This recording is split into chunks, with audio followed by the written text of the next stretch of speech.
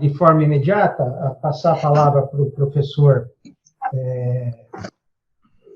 Hernandes, né, que vai falar hoje sobre um tema muito importante, que acho que, inclusive, com grande atualidade, que é a questão da inclusão social na USP.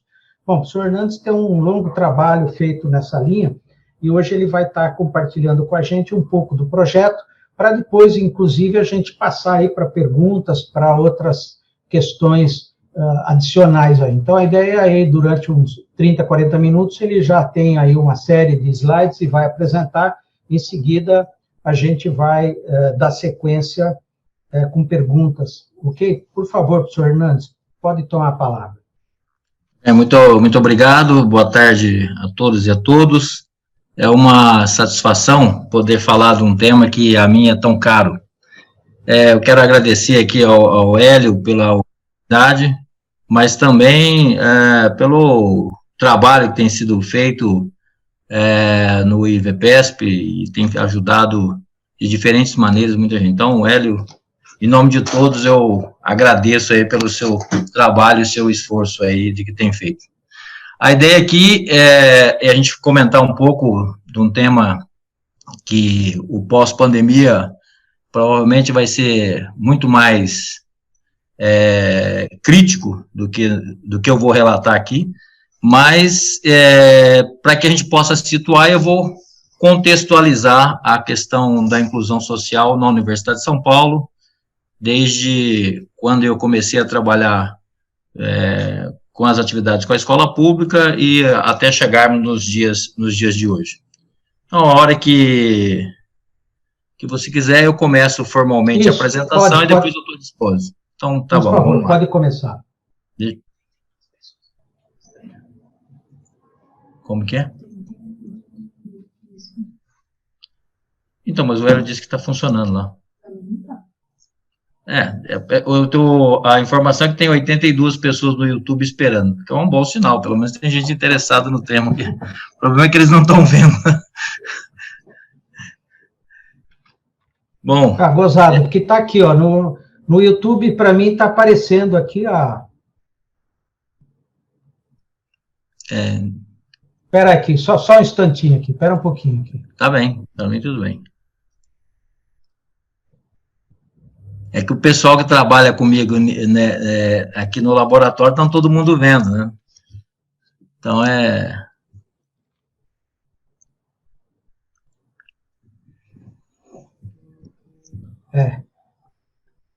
Eu vou te passar aqui, ó, o link certo, que acho que eu tive que desligar. Agora está dizendo assim, agora parece que vai entrar, vamos ver. Agora eu estou passando o link certo. O que aconteceu? Na hora que eu estava com você e houve a interrupção, eu acho que eu tive que fazer novamente aquele link que eu passei, agora é esse agora que eu te passei agora. Por favor, pede para o pessoal clicar aqui. Eu já passei para o pessoal do ECAR também. Tá bom, pronto. Então, agora foi. Beleza, vamos lá. Muito bem, então agora que estamos todos conectados, vamos lá. Boa tarde a todos novamente. Então, como eu estava iniciando aqui, eu vou falar sobre o processo de inclusão social na Universidade de São Paulo, e eu coloquei um subtítulo, uma linha fina aqui, que é da escola pública ao ingresso nos cursos de graduação da USP. A ideia é eu consumir aqui um tempo de uns 30 minutos, não muito mais do que isso, para falar sobre isso, para ter oportunidade da gente conversarmos um pouco. Bom, para fazer esse histórico, eu achei importante dizer para todos onde que eu entrei nesse trabalho de fazer, além das atividades de pesquisa na área de materiais, onde eu entrei nessas atividades de trabalhar com o ensino, o ensino médio, e com as atividades das escolas públicas. Nós temos um CEPID, que é um desses centros de pesquisa da FAPESP, que ganhamos na primeira rodada, no ano 2000, e eu fiquei dentro do CEPID responsável pela parte de divulgação científica, e foi aí que é a porta de entrada para eu entender mais como que é o universo das escolas públicas e o relacionamento com os alunos. Então, Isso aconteceu no ano 2000. O primeiro trabalho que nós fizemos é um trabalho que se chamava Projeto Educacional em Materiais Cerâmicos, que é a minha área essencial de pesquisa. E o primeiro trabalho, a escola foi uma escola estadual, aqui da cidade de São Carlos, do primeiro ao quinto ano, ou seja, com os alunos até de 10 anos, na escola Bento da Silva César, aqui em São Carlos, e nós fomos trabalhar com eles para tentar entender desde pequeno como que é a dificuldade de você estar com esses alunos na sala de aula, para além de todo outro trabalho de divulgação, que é o que já se fazia anteriormente, tá certo? Então, aí começa uma relação, que é uma relação de você entender não só a escola, mas como que todo esse processo, ele acaba chegando até o ensino médio, que permitiu que a gente participasse de diferentes reuniões com professores, dirigentes, com as escolas de uma maneira geral. Então, só para situar, esse negócio começa no 2000, tem 20 anos, exatamente agora que nós estamos nessa fase, que é a fase de, vamos dizer assim, de trabalhar com as atividades dentro da escola, não só dentro da universidade, mas também do ponto de vista de pesquisa. Muito bem. Aqui um pouco só para ilustrar, né, de você dizer que é do ano 2000, é só para mostrar um pouco da diversidade, quer dizer, além desse trabalho na escola de ensino fundamental, nós fizemos muito trabalho de ensino médio, e basicamente esse trabalho no ensino médio, ele foi um pouco que delineou para chegar no programa que a gente vai comentar mais no final, que é atividades voltadas para os alunos do ensino médio, pensando no ingresso no ensino superior.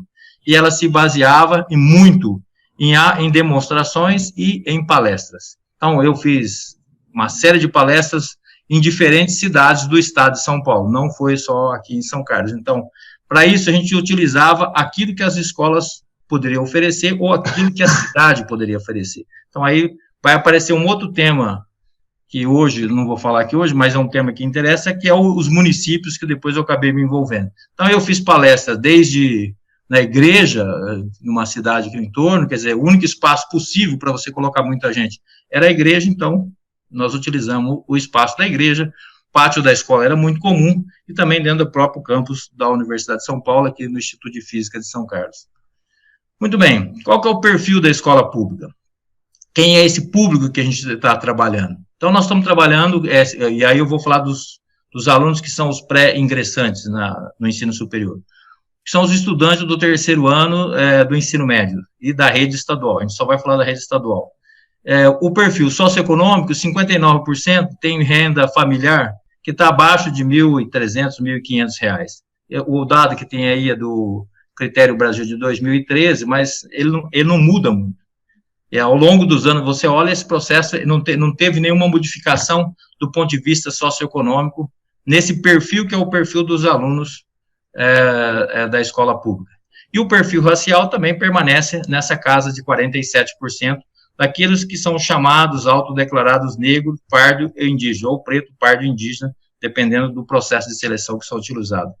Isso é de 2013, esses resultados da racial, e aí, essencialmente, é o seguinte, se você olha para esse processo, lá no ano 2000, depois olha em 2013, não tem mudança. A mudança, ela não é significativa no sentido da questão socioeconômica e da questão racial.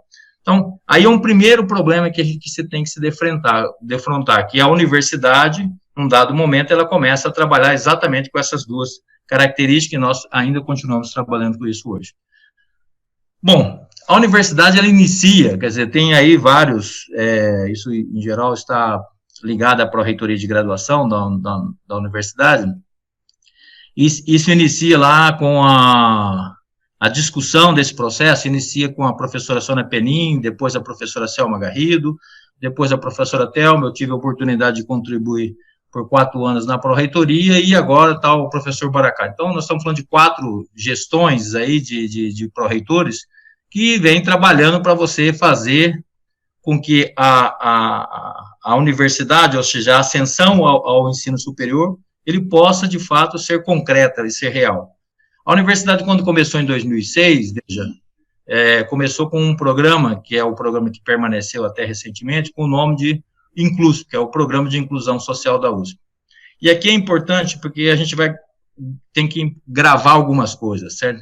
Então, o programa, o Inclusp, o foco essencial, ele está no aluno, ou seja, é o aluno que é diretamente o beneficiado. E ele era beneficiado no momento de fazer a prova com bônus. Então, esse é um processo que é um processo de bonificação, certo? Então, o aluno, nós estamos sempre falando do aluno quando ele vai entrar, ele vai acessar o ensino superior. Então, ele tem um projeto que foi construído de bônus, e o bônus ele impactava exatamente o desempenho dele no vestibular da FUVEST. Esse é um processo que vai, ano a ano, sendo avaliado, se avalia o que acontece, e foi se mexendo no bônus que se concedia aos alunos. Até um determinado momento, um pouco antes, até a gente chegar na pró-reitoria em 2014, o bônus ele tinha uma lógica, que era a lógica, dependia de quanto o desempenho do aluno, o bônus era maior ou menor. A partir de 2014, nós fizemos o bônus universal. Se você atingir as condições, você recebia o bônus independente do desempenho, e eu vou mostrar o resultado disso. Então, esse é um programa essencial. Veja que ele começou no ano 2006. Nós estamos falando de um processo bem antigo já, certo? Bom, como que funcionava isso? Bom, a maior dificuldade que a gente entender com relação ao bônus é que o aluno tinha que percorrer esse circuito, vamos dizer assim, para que ele pudesse receber os bônus. Então, se você tem um aluno do ensino médio, de escola pública, se ele completou totalmente a escola pública, se ele ganharia bônus, ele ganharia 15%, 12%, 20%, 5%, se era PPI, um pouco mais, um pouco menos. Ou seja, trazia também para os alunos uma dificuldade muito grande do entendimento dele participar ou não do vestibular. Veja que a dificuldade anterior a 2006 é você trazer os alunos para fazer a prova. Ela ainda continua. Em 2020, essa preocupação ainda existe. Ela não é tão intensa quanto foi lá em 2006 e nos outros anos, mas ela ainda existe. Então, quando você tem um sistema que ele tinha sua lógica quando foi colocado, ele cria também para o aluno uma dificuldade muito grande, porque você tinha vários processos em que você teria que passar, e nesse caso, não era, vamos dizer assim, a forma mais atrativa para convencer os alunos a fazer o ensino superior, ou ser um atrativo para os alunos fazer o ensino superior. Então, essa era a lógica, e tem uma sequência de bônus que o máximo era 25%. Então, de 2014, quando nós entramos, o bônus, aluno de escola pública recebia 25% de bônus, independente de acerto, quantidade de acerto que ele teria. Porque com o processo de acerto, o bônus médio que os alunos recebiam era por volta de 10%. Então, era bem abaixo do que tudo aquilo que acabava sendo anunciado na prática, né? Bom, nesse mesmo período, a universidade também não ficou parada, ela ficou, além de trabalhar com o problema de você fazer com que os alunos conhecessem a universidade e trouxessem os alunos para a universidade também fez uma expansão do número de vagas. Claro que todos esses processos têm vários fatores, não foi só para isso, tem vários fatores associados, demandas de diferentes maneiras. O processo de inclusão, ele também tinha uma demanda muito forte do governo e da sociedade, e por isso que se criou o programa, quer dizer, não é que o programa ele não apareceu de nada. Então, sempre tem isso está num ambiente que é um ambiente em que o ambiente político e o ambiente da sociedade faz com que você tenha que se responder a essas demandas, como nós estamos passando agora, que é o caso da pandemia. Tem que se responder às demandas. E a universidade fez, não só abrindo possibilidade de diferentes programas, os pró-reitores acabaram fazendo, mas também ela trabalhou numa outra frente, que foi aumentar o número de vagas. Em 2006, nós tínhamos 9.952 vagas oferecidas para ingresso, e nós chegamos hoje com 11.500 vagas. Então, teve um crescimento mais acentuado de 2006 até 2013, 2014, de 2014 para cá, nós entendemos que o número de vagas que a Universidade de São Paulo oferece, com as características e o tamanho da Universidade de São Paulo, ela atingiu um limite. Não dá para você ficar crescendo na mesma taxa em que se vinha crescendo. Então, essa é um pouco da outra oportunidade que tem. Muito bem. 2006, nós pulamos 6 anos, vamos cair lá para dezembro de 2012. O governo do Estado de São Paulo, era o governo Alckmin, ele lança o Programa de Inclusão com Mérito no Ensino Superior de São Paulo, o chamado PIMESP. O PIMESP, ele veio, ou seja, o governo, e também, de novo, era a sociedade ainda pressionando cada vez mais para que se acelerasse o processo de acesso ao ensino superior. A universidade já tinha 6 anos de trabalho sobre isso, mas ainda assim não conseguia responder à altura ao que a sociedade demandava. Esse processo foi para o governo de Estado cria o programa tinha exatamente essa característica essencial, que é acelerar a democratização ao acesso ao ensino superior para os estudantes de escolas públicas. O Conselho de Reitores da Universidade, isso foi em dezembro, no começo de fevereiro, e no começo do ano de 2013, em fevereiro, o CROESP desenvolve o programa que o governo apresenta e disponibiliza para as suas universidades. E aí as unidades, então, começam a trabalhar, ou seja, a universidade em si começa a trabalhar com isso. Veja que isso foi lá em 2013. Dentro do PIMESP, tinha uma série de ações que o governo ia fazer, e que acabou não acontecendo. O PIMESP, ele veio na esteira da lei federal, que é a 12.711, que é a lei das cotas, que também é de 2012. A diferença, você tem que o governo do estado colocou 3 anos para se implementar, e a Universidade Federal teria 4 anos. No caso dos 3 anos da Universidade do Estado de São Paulo, isso acabou, no caso da USP especificamente, isso acabou levando muito mais tempo, como eu vou demonstrar.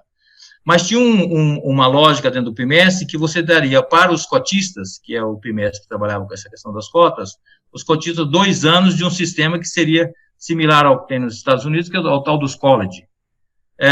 Os alunos que fossem muito bem sucedidos nisso ingressariam direto na universidade. E também tinha dentro desse PIMESP uma quantidade de recursos que seriam destinados para a permanência desses alunos na universidade. O resultado da permanência dentro do PIMESP, da forma como foi colocado, ele nunca veio, e o college também acabou que não saindo. Então, só sobrou, na verdade, dentro desse processo do PIMESP, a questão das cotas para se fazer, até onde eu consegui levantar todos os dados agora e quando estava na pró-reitoria. Bom, qual que é o impacto disso? Qual foi o impacto desses programas até agora? Então, aí vocês têm um gráfico que é a porcentagem de ingressantes de escola pública na Universidade de São Paulo. Então, começa lá em 2001. Se você olhar lá em 2001, veja, o Inclusp, ele aparece em 2006 e vai ter reflexo no vestibular de 2007. A taxa de ingressantes da escola pública era em torno de 24% a 25%. Ficava aí, 24,5% e 25%. Essa que era a quantidade de ingressantes. Então, veja que ela era pequena. Quando o governo se pensava num valor maior. A partir daí, com o Inclusp, a meta é você caminhar para 50%. O Inclusp começa com o processo de bônus, o negócio começa a ter algum efeito, tem um pico em 2009, por uma série de ações que foram realizadas, depois esse processo acaba voltando ao patamar anterior, e ele vem até o lançamento do PIMESP. Quando chega no PIMESP, no vestibular de 2013, que é o de 12 para 13, nós temos 28% de ingressantes de escola pública. Dos 25 lá de 2001 para 28, a diferença é muito pequena. Nós entramos na pró-reitoria em 2014, já com o vestibular preparado, já num pico de 32,3. Nós mudamos a questão do bônus e esse veio parar em 36,9 em 2017. Quando você olha a média desse processo, você tem a média de todo o Inclusp, ela acaba ficando em torno de 27, na primeira fase, 27,6, que é essa, e a segunda fase, que é essa de 2014 para cá, 35,5. Então, ou seja, como estratégias para que você chegue a 50% de ingressantes de escola pública, a estratégia, ela estava sendo muito lenta e não estava atingindo o que se queria e o que se pretendia desde o início. Então, precisou-se fazer mudanças, e algumas mudanças mais radicais, vamos chamar assim, ou mais importantes, no sentido de você atingir os 50%. Então, em 10 de julho de 2017, exatamente esse é o texto que eu escrevi ao Conselho Universitário, para dizer que a USP precisava avançar de maneira institucional e em todas as áreas, porque também a gente tinha o resultado por área, e nas áreas mais concorridas, aquele resultado de inclusão era por volta de 15%, 16%, então bem abaixo dessa média, que ela precisava ampliar esse processo e ser de maneira mais rápida. Então, a resolução de 7373, de 10 de julho, ela vem estabelecer, então, o processo que nós vivemos hoje, que é o processo de cotas. Então, para que a universidade pudesse se preparar para trabalhar, no ano de 2018, nós mantivemos o mesmo valor de reserva de vagas agora que do vestibular anterior, 37. Então, 2 anos, 37. A partir daí, 2019, 40%. 2020, que foi o ano, o vestibular de 2020 foi 45%. E o vestibular de 2021, que é a última etapa do processo escalonado aqui, é a reserva de 50% de vagas. Mas é 50% de vagas para todos os cursos da Universidade de São Paulo, sem exceção, e turno. Então, matutino, vespertino, noturno, vespertino, noturno. Todos os cursos. Então, o processo, você faz uma oferta de vagas agora para a escola pública, que ela é muito maior do que o processo anterior, quando você trabalhava com o sistema fechado, pensando no total de vagas. Bom, naturalmente, para isso, nós precisamos também fazer uma maneira, que fosse uma maneira mais abrangente, de você levar as informações para os alunos das escolas públicas e trazê-los para o processo de ingresso. Com isso, em 2017, nós criamos o programa Vem para a USP, que ele tinha a característica do Inclusp, que era o foco no aluno, só que, nesse caso, como vocês vão ver depois, é uma competição em que treina o aluno, não dá bônus para ele, você treina ele dentro do próprio ambiente dele. Então, a ideia de valorizar o ensino dentro das escolas públicas, e o outro é criar ações que são mais abrangentes para trazer benefícios para todo mundo, para a escola pública, que é uma defesa sempre que eu faço muito grande, para os próprios estudantes e, naturalmente, para a universidade, uma vez que nós estamos querendo incluir. Entre as várias ações do programa Vem para a USP, uma ação central é essa competição, que é a competição USP de conhecimento, gentilmente chamada de CUCO. Ela foi criada exclusivamente para os estudantes da rede pública do Estado de São Paulo, e ela é uma parceria forte entre a Secretaria de Educação do Estado, a FUVEST, que é a principal parceira desse processo todo, e a própria universidade. Veja, sem o papel da FUVEST, todos que já tiveram à frente da direção da FUVEST, é muito difícil você fazer qualquer dessas ações. Então, a FUVEST ela tem um papel central porque no site da FUVEST, o ambiente, vamos dizer assim, de que ele vai fazer o processo de inscrição, é todo da FUVEST. Então, o processo de treinamento é um processo de treinamento seguinte, desde o primeiro ano, que a competição envolve o primeiro, segundo e terceiro ano, eu vou falar rapidamente, ele entra dentro do site da FUVEST e participa de todo o processo.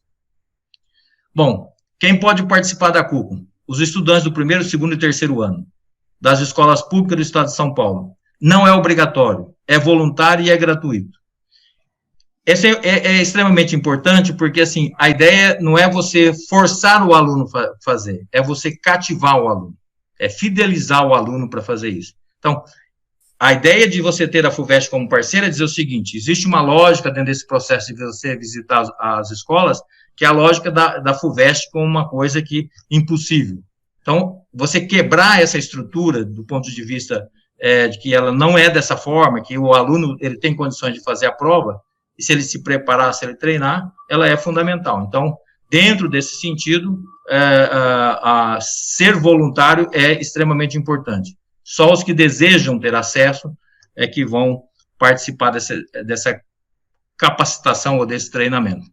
Bom, aqui rapidamente, a prova era assim, nós quando iniciamos isso em 2018, que foi, ou 2017, então, acho que é 2018, a primeira prova, nós, como a gente já era obrigado, vamos dizer assim, pela lógica da colocação que eu já fiz até agora, fazer para o Estado de São Paulo todo. Então, a primeira fase, ela tinha que ser online.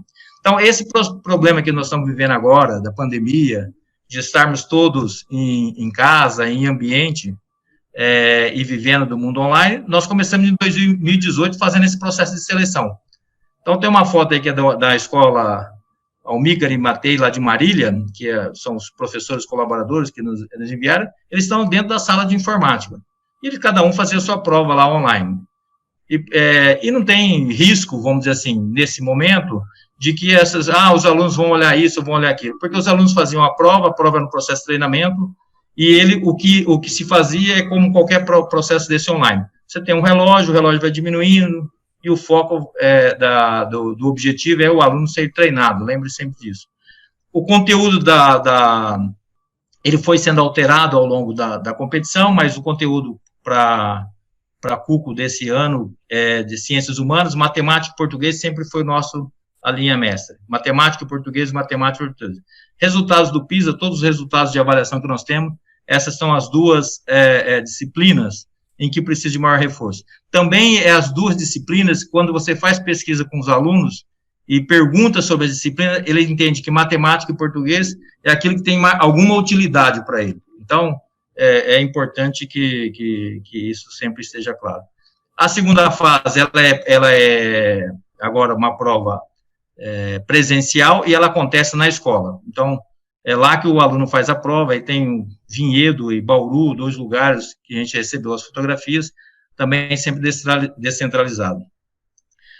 Qual que é a grande diferença dessa competição? Isso não é uma Olimpíada, isso é uma competição. É uma competição porque, num dado momento, nós selecionamos isso. A grande diferença é que nós premiamos todos os alunos de todas as escolas. Então, você tem o melhor aluno do primeiro ano, o melhor aluno do segundo ano e o melhor aluno do terceiro ano daquela escola, e só daquela escola. Então, o processo de competição é interno, é da própria escola. É a escola que decide, é a escola que organiza esse processo como um todo, e os alunos, com os melhores desempenhos, é que vão ser premiados. Então, nós fazemos a premiação, e a premiação sempre é no número muito grande de pessoas, porque você tem, no mínimo, quando não tem empate, 3 alunos por escola. Então, vocês vão ver que os números são grandes. Os estudantes do terceiro ano, nessa parceria com a FUVEST, eles entram direto, sem pagar a taxa de inscrição, tá certo? Então, lembra da questão socioeconômica, então isso já vai direto. Como a parceria do Vem para a USP envolve valorizar a escola recebe recurso. A escola recebe recurso para que ela possa usar na própria escola. Os professores colaboradores, nós temos também oferecido algumas atividades para eles. Uma delas foi a participação no congresso de graduação, o último congresso de graduação, tinha um conjunto de professores que receberam recurso para participar do congresso, além de outras atividades, de maneira que a gente pegue a escola como um todo, os alunos, a própria infraestrutura da escola e os professores. Bom, qual que é o desafio desse processo? O desafio está aí, esse é o estado de São Paulo, tem 645 municípios nesse estado, 4.349 escolas de ensino médio, 1,5 milhão de alunos fazem parte da rede pública do estado de São Paulo. É aplicar prova ou aplicar uma competição para todos. Todas as 4.349 escolas. Esse foi vamos dizer assim, o desafio que nós nos colocamos de cara. Sem isso, a gente não consegue mudar rapidamente o processo. E é isso que eu vou mostrar para vocês agora, o que é o que nós chegamos.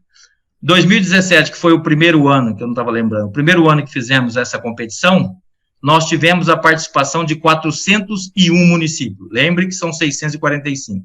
401 municípios participaram da competição. Em 2018, 528. Em 2019, 602 dos 645 municípios. E, claro, com a pandemia agora e todo o problema que nós todos estamos vivendo, nós não temos muita expectativa para 2020, que é que reflete no vestibular 21, apesar de seguirmos com o trabalho, mas antes de entrar na questão da pandemia, a nossa expectativa era estar com todos os municípios participando dessa competição. O que é isso se traduz em números? Então, em 2017, 18 mil alunos só se inscreveram voluntariamente. Em 2018, 49 mil. Em 2019, quase 140 mil alunos. Quantas escolas? Mais de 3.700 escolas em 2019. E fez com que, quando a gente olha a prova online, você vai aumentando a nota de corte. Exatamente a mesma coisa, a mesma divulgação nós fazemos aos alunos que faz a FUVEST. E aí você tem os premiados. Como você premia alunos por escola, então você tem premiados em 2019, 7.182 alunos. Desses, 2.910 receberam a isenção da taxa da FUVEST, que é de R$180, mais ou menos. Então é só pegar 2.910, multiplicar por 180, não me lembro do valor exato, você tem ideia de quanto que a FUVEST trabalhou para esse processo, além de toda a infraestrutura e a disponibilização do pessoal de TI, dos professores em que preparam as provas, que são os nossos colegas da própria Universidade de São Paulo, da correção dessas provas depois que aparece, ou seja, ter toda uma estrutura para poder fazer com que essas coisas aconteçam dessa forma. Um outro resultado importante, quer dizer, você tem um resultado em que você atinge os municípios todos, atinge uma grande quantidade de escola, e você começa agora a receber, porque a gente fomos implantando dentro do nosso laboratório, nós temos uma pessoa que cuida das mídias sociais. Essa pessoa, então, começou a monitorar o que as escolas, como que as escolas começaram a trabalhar. Isso que vocês estão vendo, esse conjunto de imagens, são imagens de diferentes escolas, eles trouxeram para eles a competição como sendo deles, uma oportunidade para eles, uma oportunidade da escola poder se fazer representada. Eles fizeram o processo de divulgação, eles trabalharam com diferentes formas e eles valorizaram seus próprios alunos.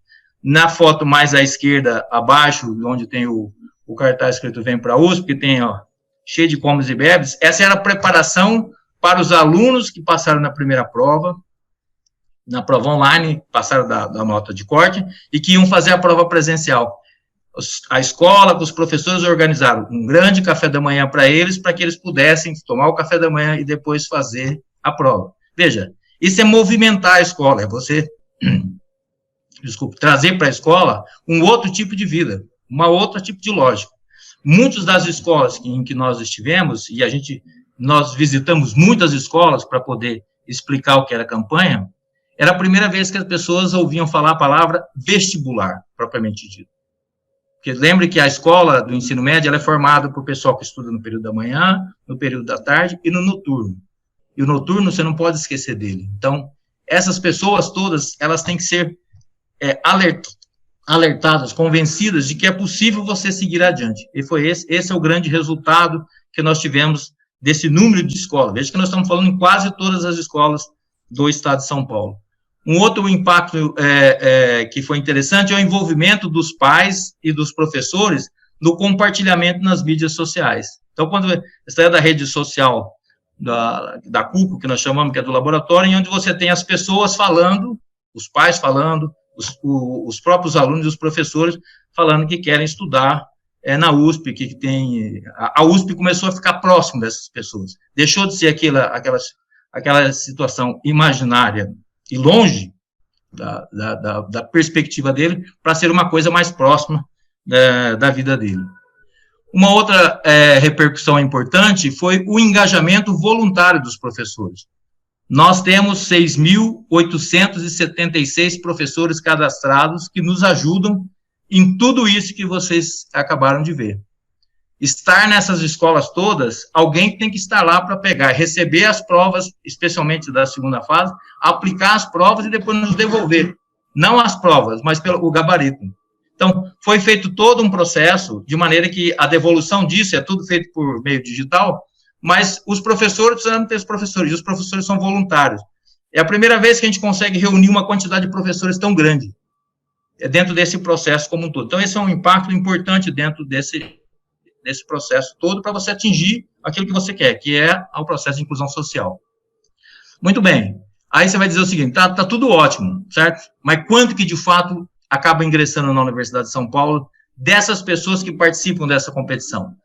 O número está aí. Nesses 3 anos, 1.721 alunos ingressaram. Essas pessoas, 1.058, são alunos da escola pública que entraram via o vestibular FUVEST, que é onde recebe a isenção, 663 ingressaram via o SISU. E um fato importante é que desses 1.721, 584 são autodeclarados pretos, pardos e indígenas. Então, de fato, é o programa chegando e a concretude de tudo isso ela acontecendo. O que é um outro ponto? Lembra que eu falei da valorização da escola? É a escola agora, vendo que o aluno entrou na Universidade de São Paulo, a direção da escola, os professores da escola, chamando os alunos que ingressaram para trazer esses alunos para falar com os colegas. Essa secretaria que é de Jundiaí fez, inclusive, um certificado em homenagem para essa aluna que ingressou na Universidade de São Paulo. Então, esse é um ponto que é extremamente relevante, que é o resultado final daquilo que você busca. A gente busca a inclusão. Então, aí é o resultado. Mas você vai dizer assim, onde é que eles entram? Aqui nós temos todas as unidades da Universidade de São Paulo. Aonde mais entrou o aluno é a Faculdade de Filosofia, Letras e Ciências Humanas, a nossa FEFELEG, dos 1.721, 211, muita gente em letras. Depois a Escola de Artes e Ciência e Humanidades, 190, depois a Escola Politécnica, 132. E o que sempre me pergunta é quanto entrou na medicina. Na medicina de Ribeirão Preto, 39, e na medicina de São Paulo, 18. E aí tem todos, tem FAO, tem Física, tem Química, tem todo mundo tem. Os que têm o valor mais baixo aqui de ingresso é o Instituto de Arquitetura e Urbanismo, a Faculdade de Medicina Veterinária, que são 7, e 6, a Faculdade de Ciências Farmacêuticas de Ribeirão Preto, da nossa amiga Sueli Vilela e da Maria Vitória, que ingressaram 7 alunos, e aí nós temos esse espectro todo. Ou seja, o processo é um processo bastante abrangente. Muito bem, para a gente conversar um pouco, isso daqui é a síntese. Se eu pegar lá de quando eu comecei em 2000, em 2005, nós fizemos um primeiro trabalho com as escolas de explicar o que era a universidade pública. O que é uma universidade como a USP, a Unesp, a Unicamp, as universidades federais, para os alunos de escolas públicas do entorno de São Carlos. Em 2005, esses daí são os premiados, exatamente 13 alunos. Foi o primeiro lá em 2005. Nós fizemos um trabalho no entorno da cidade, nós mesmos, como fazemos até hoje, preparamos a cerimônia de premiação com certificados. Essa outra foto, que é essa maior, que não todo mundo com camisetas do Vem para a USP, fazendo o gesto que o nosso pró-reitor de graduação atual, o professor Baracá, ensinou a todos, quando ele está sempre presente, prestigiando a cerimônia. Essa daí foi em Ribeirão Preto, e foi uma das 7 cerimônias de premiação que aconteceram. Em cada campus da USP, nós fizemos uma cerimônia de premiação, onde tinha o número de alunos premiados e participação suficiente para que a gente pudesse mover um grande número de pessoas. Dos campos da USP, nós não fizemos a premiação em Lorena, porque a região do Vale do Paraíba foi que tinha, entre todas, o que tinha um número de participantes menor, e a gente trouxemos eles para a cidade de São Paulo, lá no campus do Butantã. Muito bem. Lembra que a nossa lógica lá era assim, quanto é que nós temos qual que é a nossa meta de inclusão? 50%. É isso que vai acontecer na Universidade de São Paulo em 2021. Em 2021, a gente chega na meta, que é a meta de ter 50% dos ingressantes de escola pública matriculados nos cursos e turnos da Universidade de São Paulo. E só para dizer um pouco, que para não me estender demais, dizer um pouco sobre o que os alunos que já entraram, esses 1.700. O primeiro semestre deles é um primeiro semestre de adaptação, em boa parte deles, mas a partir do segundo semestre o processo ele se modifica completamente. Os jovens têm uma capacidade e a competência e habilidade muito grande e se adapta muito bem dentro desse processo que nós vivemos. É isso. É isso que eu preparei para trazer aqui para vocês hoje, um pouco desse histórico do trabalho que nós fazemos, Hélio. Obrigado. Beleza. Não sei quanto tempo eu levei, que você pediu 30 minutos, eu não sei quanto tempo, espero não ter passado muito. Não, tudo bem. O importante é que você fez ela completa. Procura tirar ela fora, então, agora. Aí você que tem que desabilitar a sua apresentação. Pronto. Isso, beleza. Bom, Hernandes, queria aproveitar já o embalo e fazer algumas perguntas aí das pessoas. Tem uma pergunta aqui, que é a seguinte, Quem é o grupo de pessoas envolvidas com os programas? Funcionário, alunos, professores? Isso aí é a Rejane Miranda que está perguntando. Bom, as pessoas que trabalham diretamente no processo de gestão são as pessoas que estão no meu laboratório. Nós somos tem eu como docente e um educador e um jornalista que é o que trabalha com as mídias sociais. O total de 3 pessoas. Os colaboradores, como eu mostrei, que é o que fazem um papel grande, que é a FUVEST. Aí o número de pessoas acaba envolvendo toda a estrutura da FUVEST, mas os professores da universidade, aí o número é muito grande. É isso, não é mais do que isso, velho. aqui uma outra pergunta do Hamilton fala o seguinte: como apresentado, há vários programas de bonificação para a entrada dos alunos da rede pública como parte da pontuação FUVEST. É possível dizer que no futuro próximo a entrada dos alunos no ensino superior por meio de vestibulares, de maneira que ocorre atualmente, vai se extinguir? Bom, deixa eu só fazer uma coisa. Quando a gente colocou a mudança lá em 2017, nós estabelecemos as cotas. Talvez eu não tenha sido claro. E aí o programa de bônus, ele ficou para trás. Então, aí você começou a ter, e eu não falei isso, e foi muito bem, muito obrigado pela pergunta. O que acaba acontecendo é que é o seguinte: a partir do vestibular de 2018, nós começamos a ter as cotas, e o aluno opta. Se é da escola pública, ele concorre com os alunos da escola pública. Se ele é escola pública preto e pardo indígena, ele concorre com os alunos do preto e pardo indígena, e o que é chamado de ampla concorrência também concorre entre eles. Ou seja, 2018 em diante, a Universidade de São Paulo estabeleceu realmente as cotas para tanto o processo de cota racial como o cota social. Então, com isso, nós eliminamos o problema de bônus. A questão do futuro, do vestibular, é uma questão um pouco mais complexa, tá certo? Porque da forma e do tamanho que nós somos, você for sair desse processo e entrar num processo, por exemplo, que é o que sempre se comenta, de você fazer entrevistas das pessoas, olhar outras competências, outras habilidades, veja, o processo de ingresso existente hoje, ele é restritivo. Nós precisaríamos ter vaga e oportunidades para todos, de maneira que você pudesse fazer um outro processo de seleção. Para isso é uma mudança que eu não vejo a curto prazo, certo? É muito difícil. Assim, o Estado de São Paulo, as 3 públicas estaduais, quando você olha para ela, oferece mais ou menos 20, considerando a FATEC, 22 mil vagas. E nós formamos no ensino médio 400 mil alunos do ensino médio, mais ou menos, certo? Então, existe uma disparidade muito grande para esse processo. Então, como é um processo restritivo, é competitivo, é muito difícil você fazer sem ser de maneira objetiva. Tem aqui também uma pergunta. Sou ex-aluna da USP e mãe de ex-alunos. Primeiramente, muito interessante a apresentação. Parabéns pelo evento. Gostaria de saber se é de fato que se fala que em alguns lugares do estado de São Paulo, várias pessoas acreditam que a USP é paga. O programa Vem para a USP identificou isso? Sim, sim. Esse vamos dizer assim, um dos principais gargalos, até hoje, tá certo? Até hoje a gente trabalha, e a ideia de você exatamente estar próximo, fazer com que as pessoas se aproximem da universidade, é para você explicar. Só para dar um exemplo, a primeira competição uso de conhecimento, que a primeira questão online, a gente perguntava exatamente: a Universidade de São Paulo é pública e gratuita, isso significa que tem mensalidade, não tem mensalidade, não sei o quê. E era incrível a quantidade de gente que respondia que tinha que pagar mensalidade. Então, é um problema, continua sendo um problema, e a gente trabalha exatamente para desmistificar isso, certo? Beleza.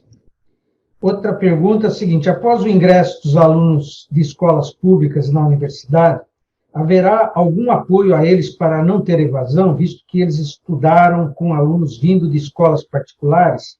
Fabiana Nicomedes que pergunta isso.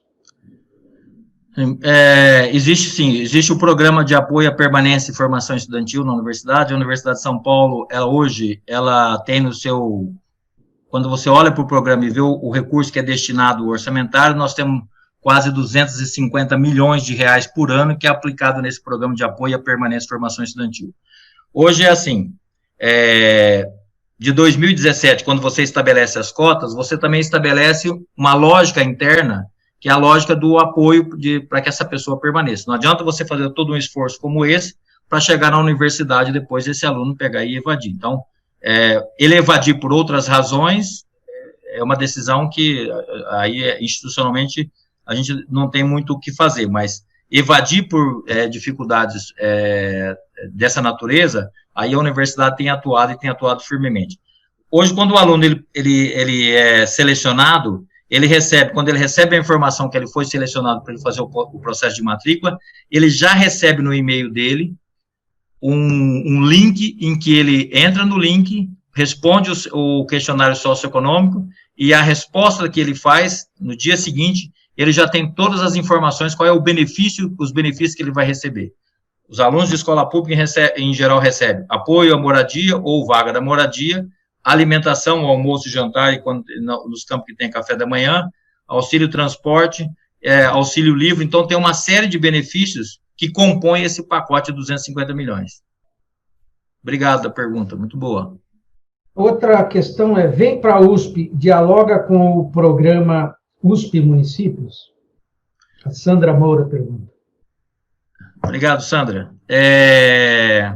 Ele dialoga, quer dizer, o programa USP Município é um outro programa que a gente está à frente, e exatamente decorrência do, vamos dizer assim, o programa vem para a USP, de você ficar próximo das escolas, próximo dos municípios, naturalmente você acabar criando um outro programa mais voltado para o município.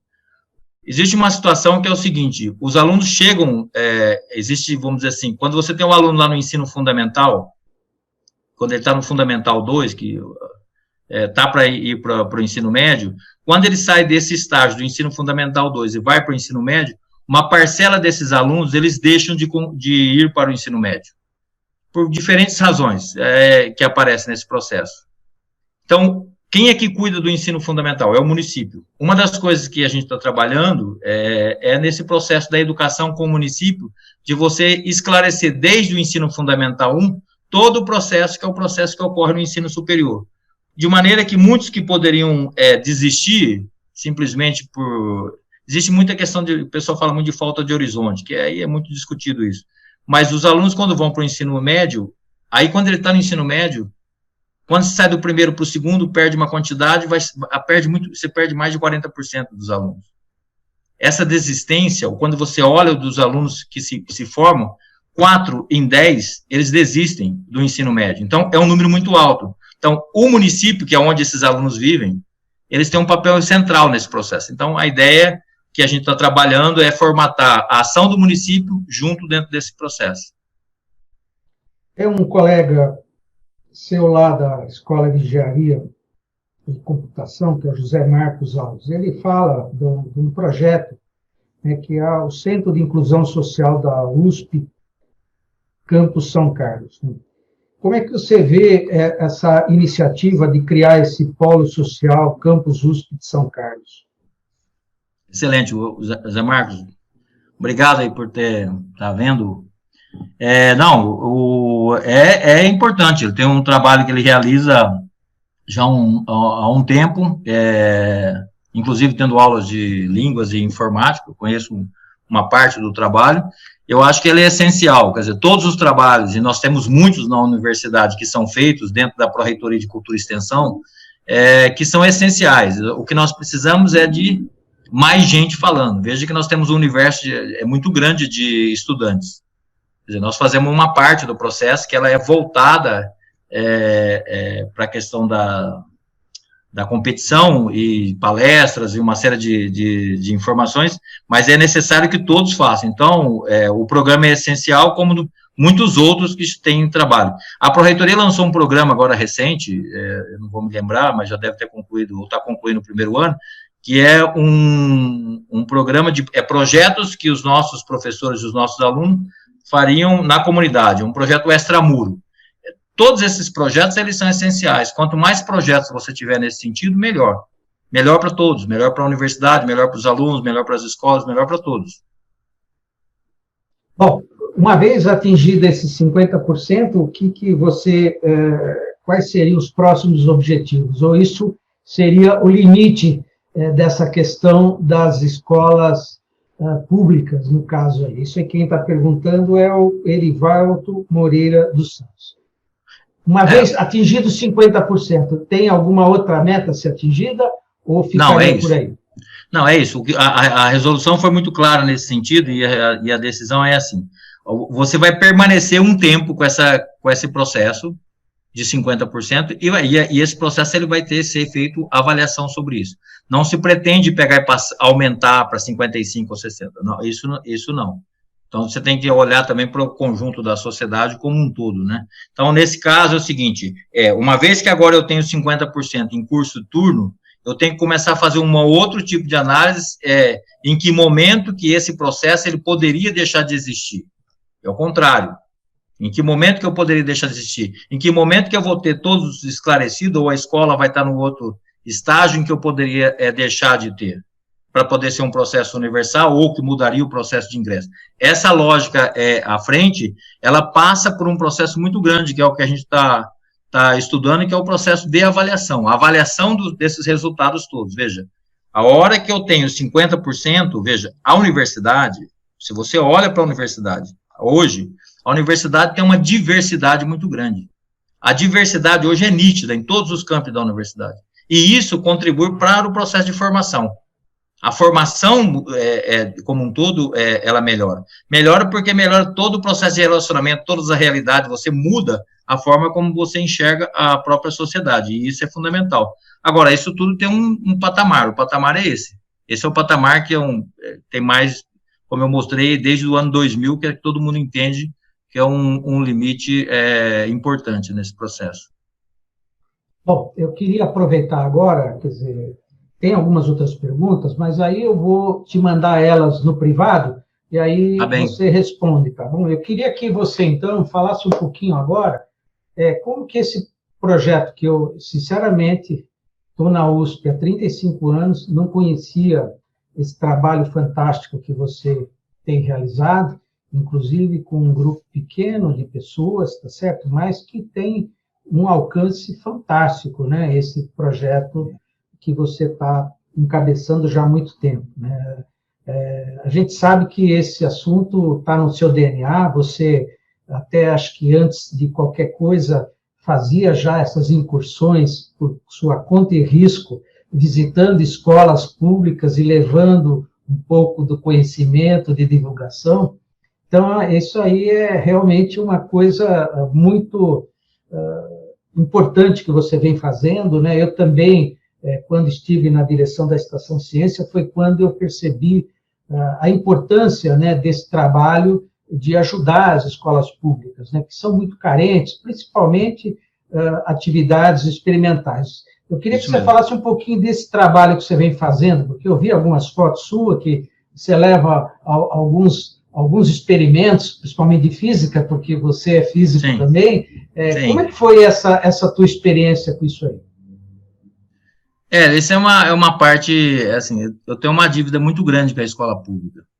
Então, assim, sou formado da escola pública, proveniente da escola pública, e eu passei exatamente por esses estágios, que é os estágios de você estar no ensino fundamental, terminando o ensino fundamental, que na época não tinha esse nome, e quando for passar para o ensino médio, pelo fato de ter, a minha mãe, ela trabalhava em casa, e meu pai era pedreiro, a lógica era você trabalhar e o estudar era uma coisa, tá bom, você já fez até aqui, você já sabe escrever seu nome, essas coisas, tá bom demais. Eu tive um professor do ensino, na época você fazia exame de admissão para ir de uma série, um conjunto de série para outro. Um professor que quando eu anunciei que eu ia parar de estudar esse negócio, eu sou o filho mais velho, né, então esse professor foi na minha casa e foi ele que fez eu continuar estudando. Então, essa dívida que eu tenho com a escola pública fez com que, a hora que apareceu a primeira oportunidade que eu pudesse, de fato, ajudar, eu fui. E eu fui mesmo. E eu não fui, e não tenho nenhum problema de falar isso, e eu sempre me emociono muito quando falo disso. Eu ia com o meu carro, eu pegava o meu carro, pegava os experimentos emprestados aqui da Física de São Carlos e saía andando. Como eu dizia, sempre eu chegava como caixeiro viajante na porta da escola e eu não vendia nada, eu vendia esperança, oportunidade, era isso que eu fazia. E aí eu mostrava isso para poder, inclusive, os alunos terem uma ideia do que é que se fala, e o que é a tal da física, que não é só aquilo que ele aprende lá. Então a gente tentava levar diversos experimentos que era para motivar. Então eu cheguei a fazer já atividades com alunos que tinham mais de 500 alunos no clube.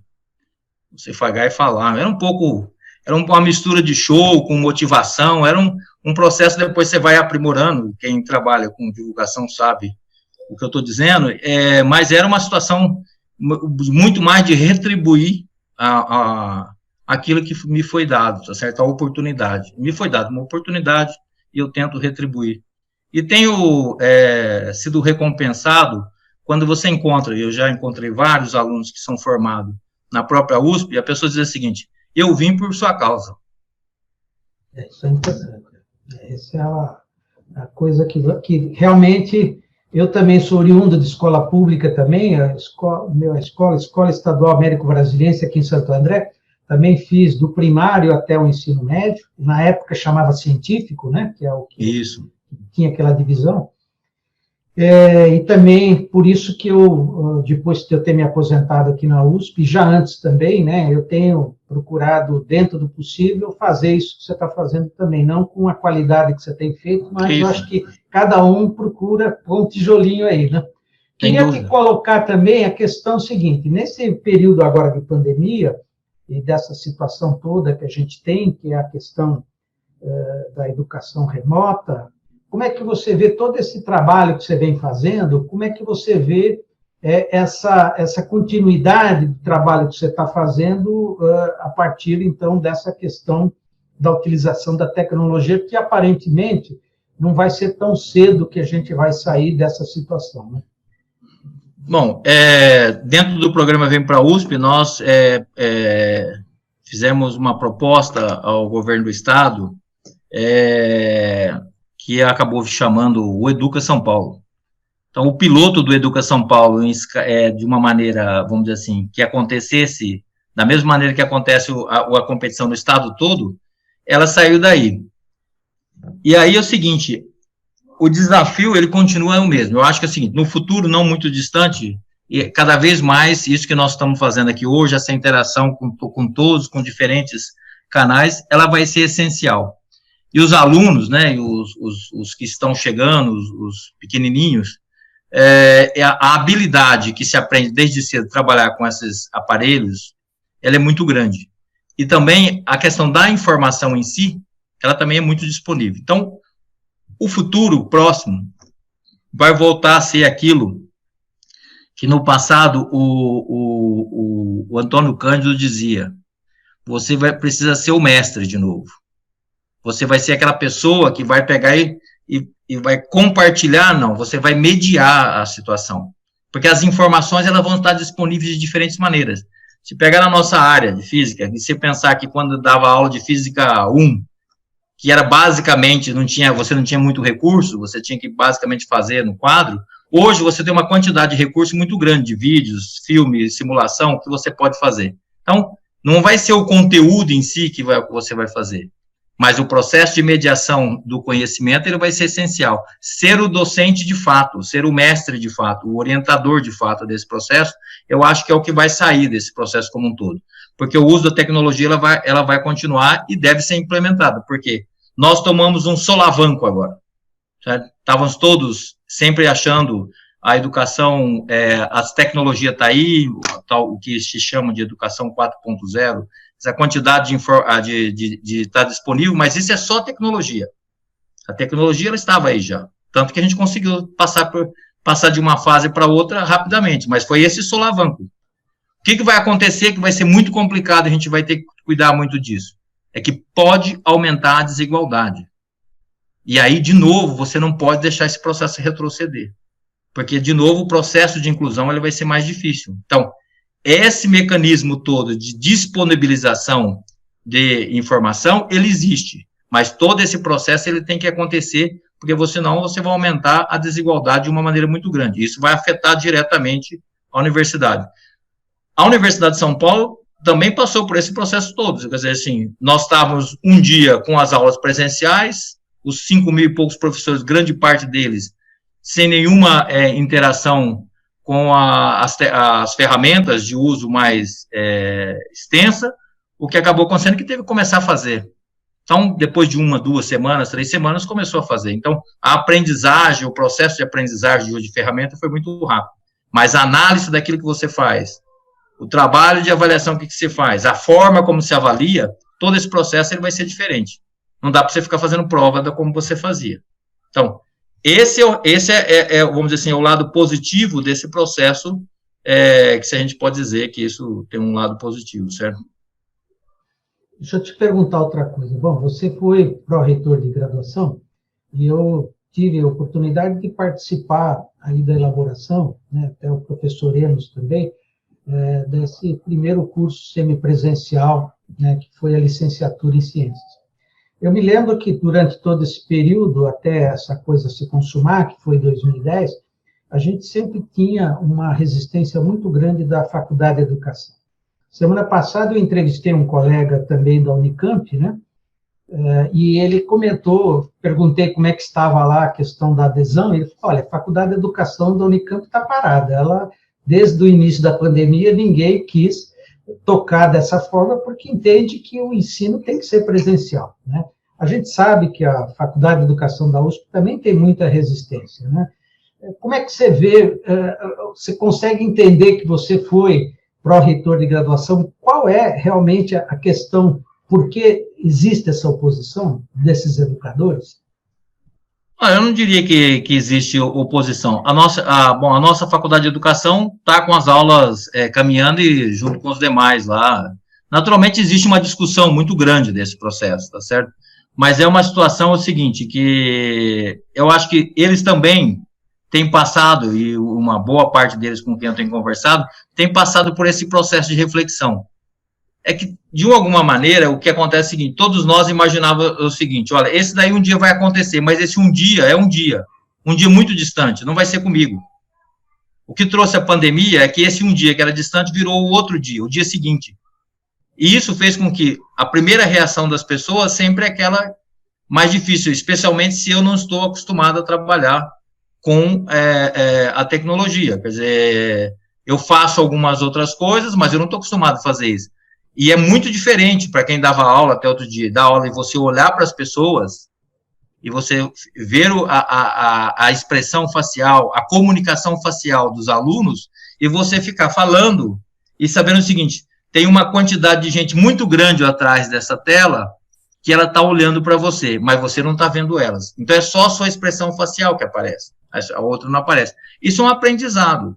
Esse aprendizado ele vai ter que ser para todo mundo. Então, eu acho que também na faculdade, as faculdades de educação de uma maneira geral, e a nossa tem sido trabalhado nesse sentido, de fazer com que essas coisas elas caminhem mais rápido, vai passar por essa mudança, porque o mundo já mudou, tá certo? O mundo já mudou, não vai ter outra alternativa.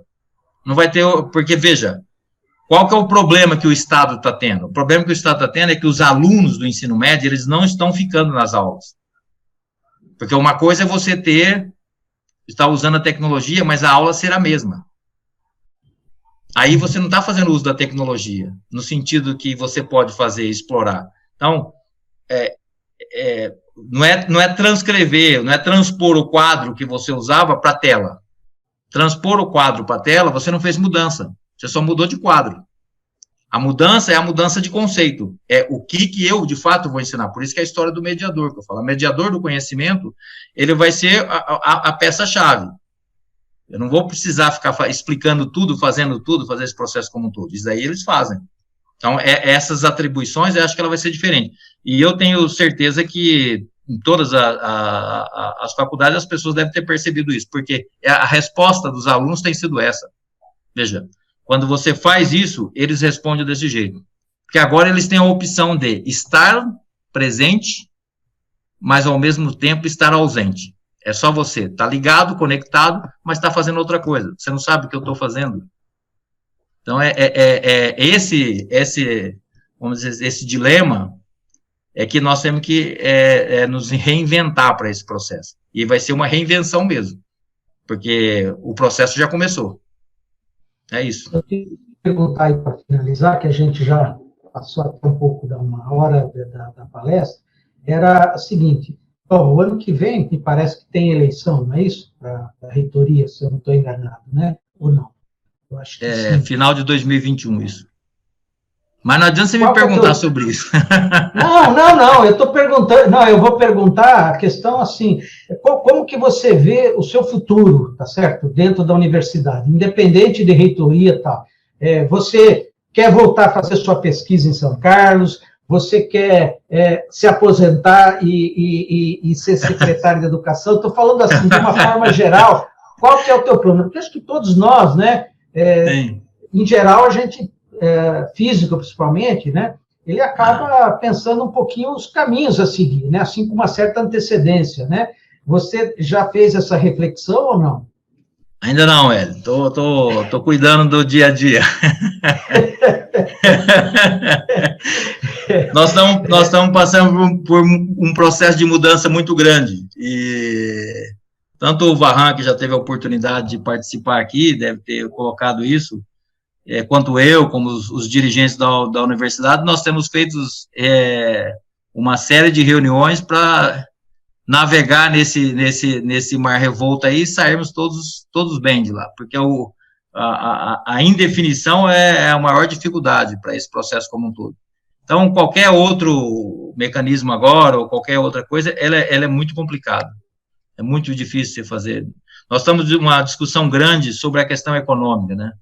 Como é que vai ficar? Se você olhar para os reflexos do que está acontecendo nas universidades no exterior, elas estão todas, de uma outra lógica de financiamento, todas entrando em situações muito difíceis. Então, tem muitos problemas sérios e complicados para fazer. Nem os prefeitos sabem o que eles vão fazer agora, que eles estão pertinho aí.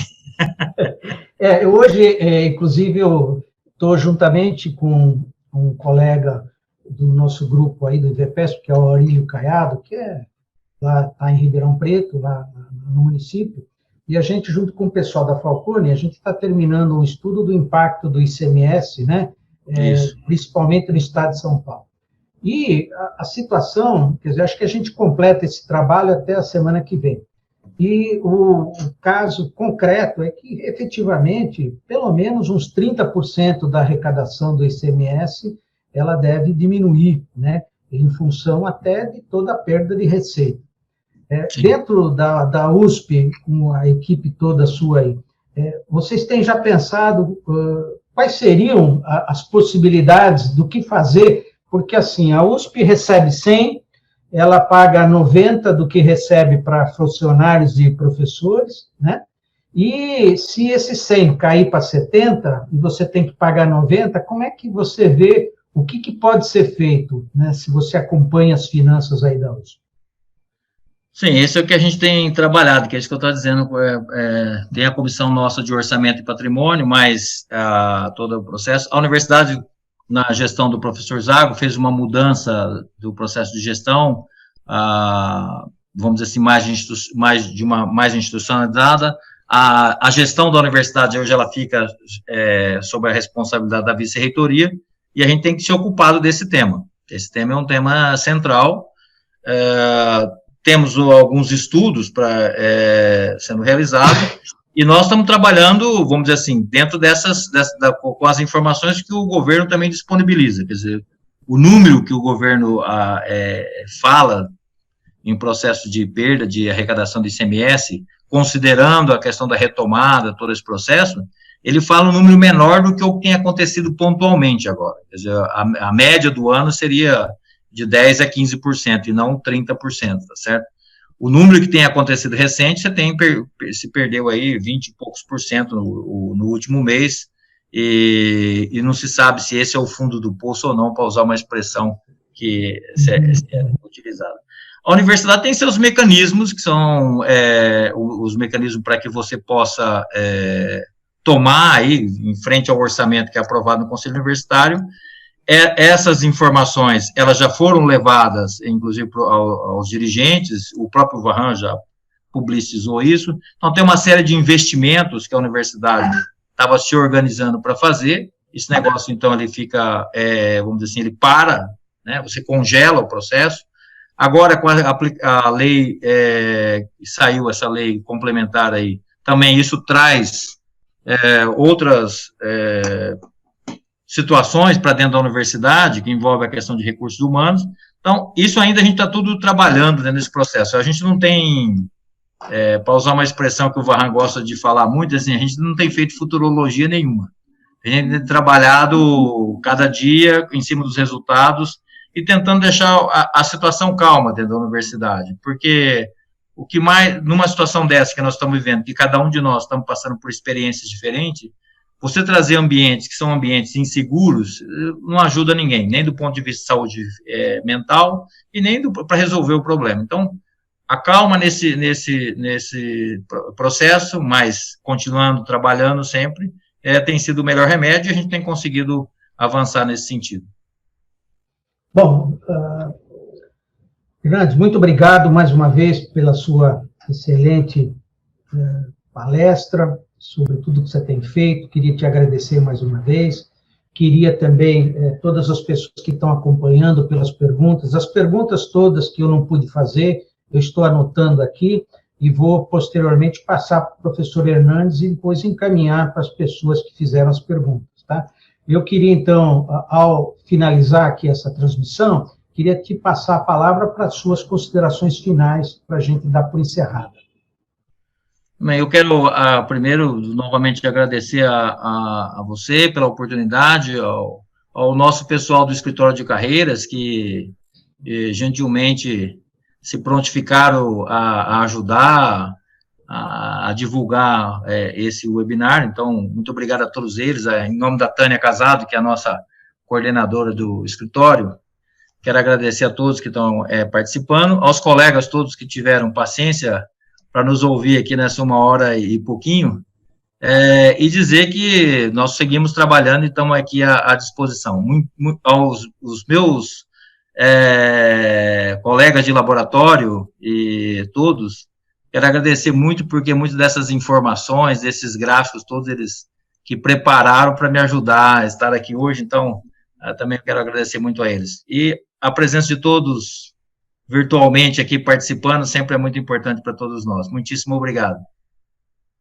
Eu, então, para finalizar, dizer que esse evento está sendo gravado, eu estou fazendo a gravação aqui também pela própria ferramenta do Zoom, eu vou fazer depois a edição dela, vou disponibilizar também essa apresentação na íntegra, né?